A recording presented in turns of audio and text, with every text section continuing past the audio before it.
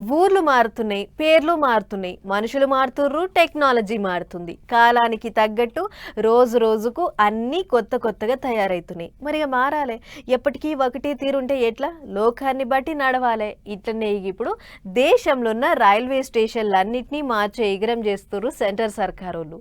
ఏక్ సే బడికే ఏక్ అన్నట్టే మార్చేస్తుర్రు. ఇక చూడుర్రి అట్లనే మన దగ్గర ఓ రైల్ స్టేషన్ ఎట్లా తయారైందో.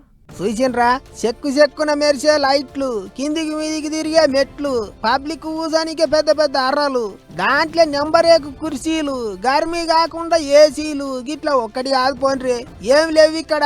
సకల సౌలతులే ఉన్నాయి. మరి ఆయంతకిది గాలి మోటార్ల డిపోనా ఎట్లా అనుకోగలరు? కాదుల్లో మన హైటెక్ సిటీలో ఉన్న rail station. Amrit Bharat station పథకం కింద సెంటర్ వాళ్ళు 26 కోట్లు ఖర్చు పెట్టి గీ తీరుగా తయారు చేసిండ్రు. ఇప్పటికే అన్ని పనులు ఒడిచినాయి.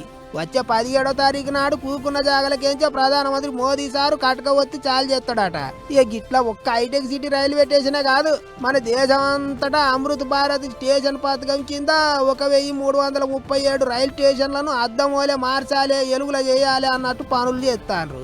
అట్లా తెలంగాణలో సుధా 40 రైల్వే స్టేషన్లు, అటు ఆంధ్రాలో 73 రైల్వే స్టేషన్లను ఏక్ సేపడికే ఏక్ అన్నట్టు తయారు చేస్తాండ్రు. దాంట్లో ఇప్పటికే కొన్ని స్టేషన్లలో పనులన్నీ పూరాగా ఒడిసినాయి. రిబ్బన్లు కత్తిరించుడే బాకీ ఉన్నది.